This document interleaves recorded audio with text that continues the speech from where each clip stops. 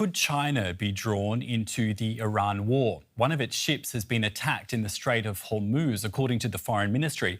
It's taken all week for officials to confirm what actually happened on Monday, the first attack on a Chinese-owned vessel, which is believed to be this oil tanker seen here in file footage, while US and Iranian forces continue to exchange fire, rocking a tenuous month-old ceasefire.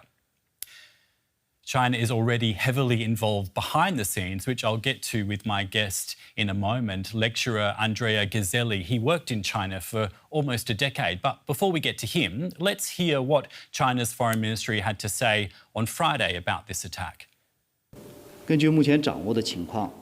According to current information, the vessel attacked is Marshall Island flagged and has Chinese crew on board. As of now, no casualties have been reported. China is deeply concerned the conflict has stranded so many vessels and seafarers in the strait. Restoring unimpeded passage quickly and ensuring the safety of civilian ships and crew are in the interest of the region and the international community. There are some 1,600 ships stuck in the strait due to both sides' blockades, with tens of thousands of seafarers trying to avoid the fighting. This is where the Chinese tanker had reported a fire on deck to nearby ships. We don't know who attacked or what sort of attack it was. All we know is that this is a first. And it's great to welcome Andrea Ghiselli, lecturer in international politics in the Department of Social and Political Sciences, Philosophy and Anthropology at the University of Exeter in the UK. Welcome to you. This attack happened on Monday, but it wasn't confirmed until Friday. Why do you think it took so long for China to confirm this? I think this delay should be seen as a signal or as evidence that China is trying to avoid actually being drawn into the conflict.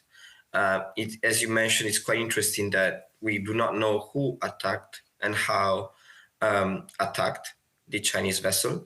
And I think this is a deliberate choice in order, again, to avoid giving a clear pretext for China to be seen as being involved, as necessary for China to be involved. So you think China, of course, doesn't want to be involved, but that's different from it actually possibly ending up being involved. Do you think that that could happen?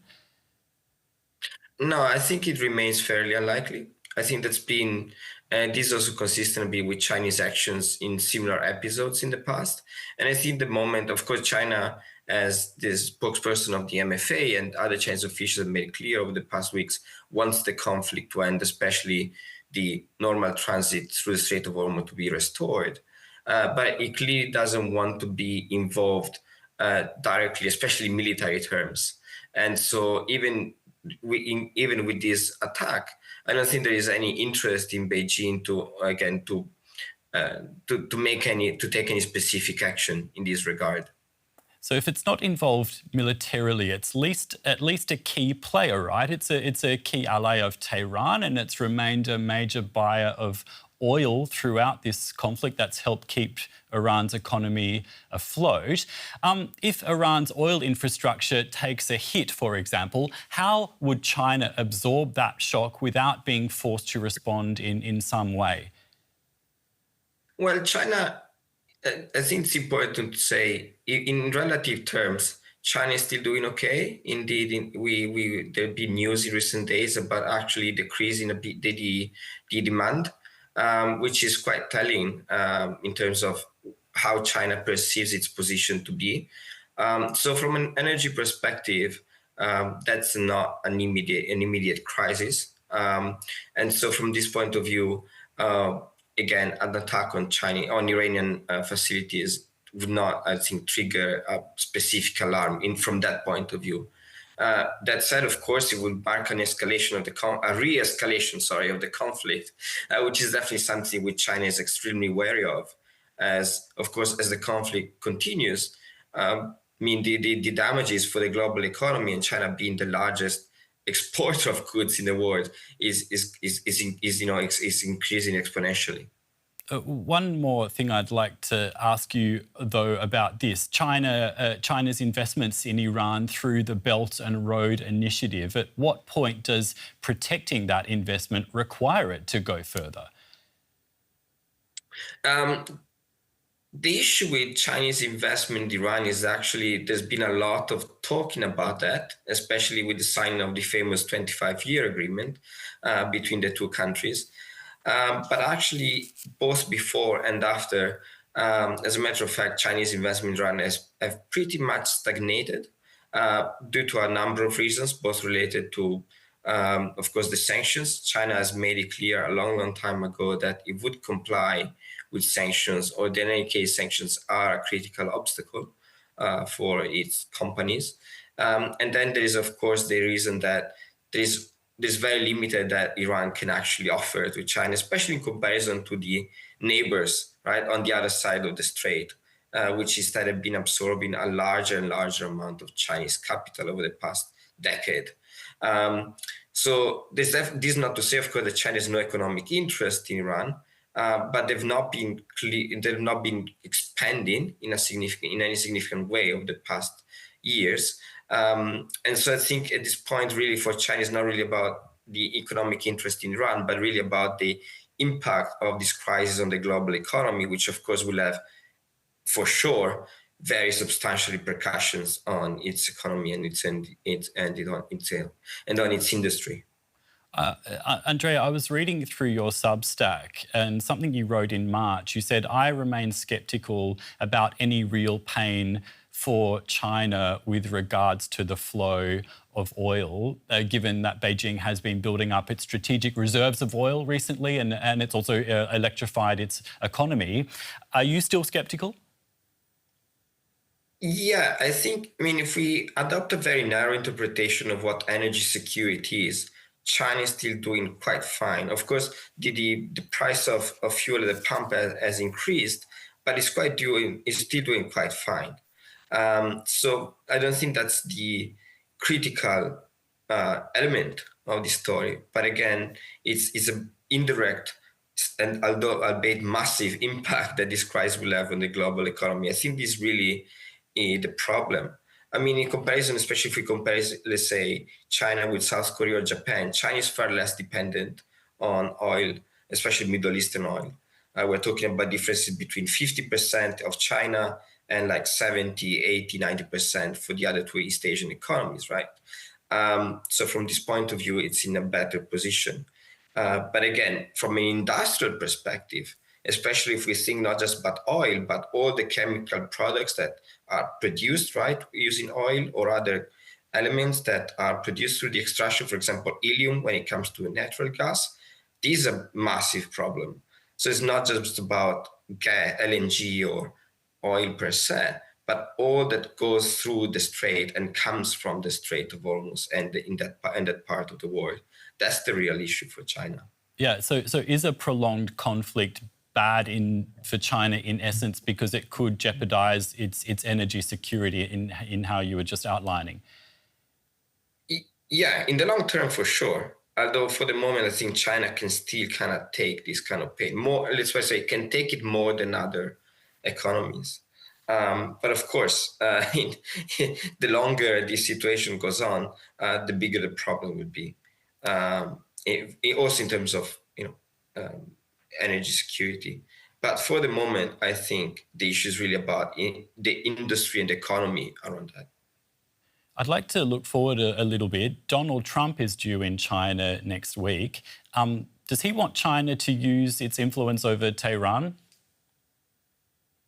Of course, no one knows what's in Trump's mind, but very likely, I think that's we all know that Trump it doesn't want the war to restart.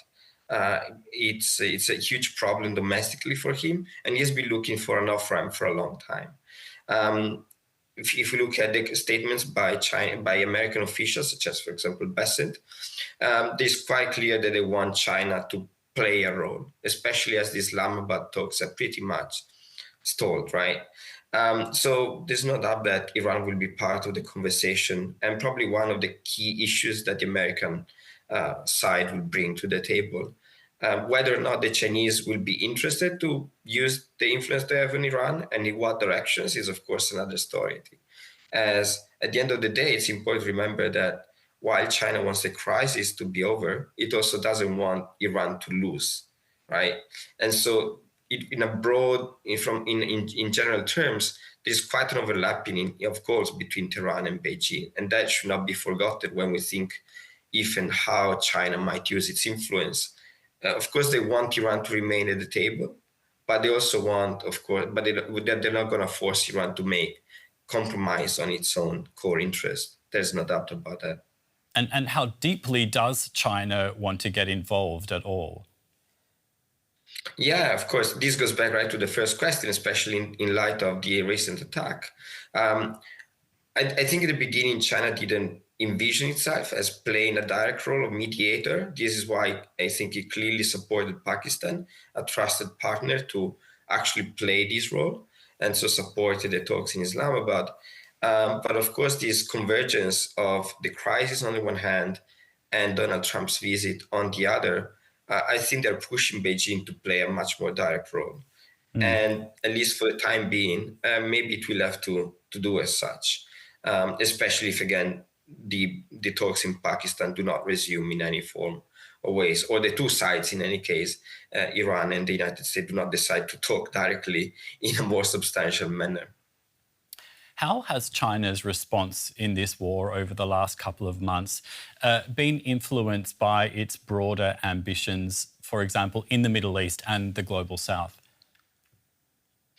Yeah, I think especially, you can see this in different ways, especially, of course, framing these crises as US made.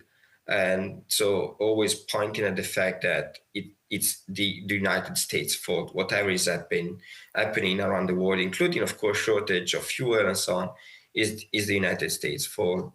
Whether or not that works is difficult to tell, because probably other countries, other people around the world would have reached the same conclusion without China telling them.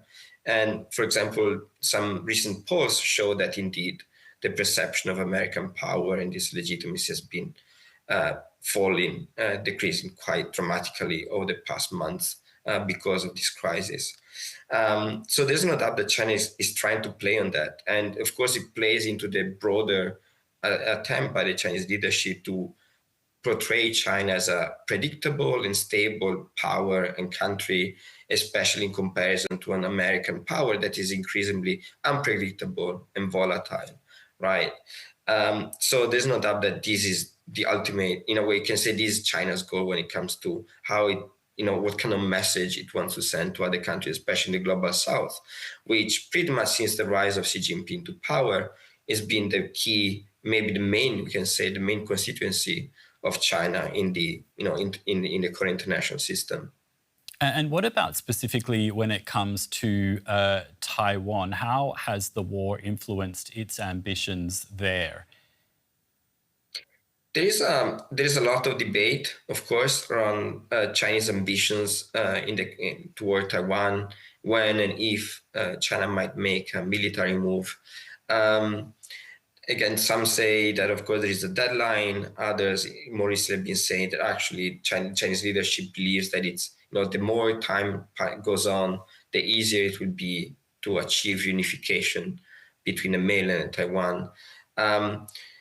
It's very difficult, of course, to know, but the war definitely, is clearly shaping Chinese calculations. It's very difficult to tell ultimately which directions. It shows, on the one hand, of course, how asymmetric warfare can make even the strongest power in the world, win tactical battles, but ultimately losing the war. At the same time, of course, we see the drop in the legitimacy and support for American power in East Asia, especially with withdrawal of some of American assets, for example, of South Korea, which of course could provide favorable, conditions for China. So it's difficult to tell. My thinking is that at the very least, this war provides an opportunity to China in the short term to maybe extract some concessions from the Trump White House. Especially, we can imagine a promise of exerting influence over Iran in exchange for a softer rhetoric from the American side over Taiwan. Of course, the Chinese, I don't think they're naive, and they know that Trump has a rather poor track record when it comes to keeping his word. So he might say something in Beijing and then change his position again once back in Washington. But that already would be, I think, an important, a key connection between the crisis in the crisis Strait of Hormuz and whatever China wants to achieve in the Strait of Taiwan. Andrea, it's been great speaking to you. Andrea Ghiselli, lecturer in international politics at the University of Exeter in the UK. Thanks so much. My pleasure. And we'd love to hear your reactions. Let us know what you think about China's role in the US-Iran conflict and how you see things playing out. If you like this video, please hit that like button. And if you haven't already, don't forget to subscribe. Thanks for watching.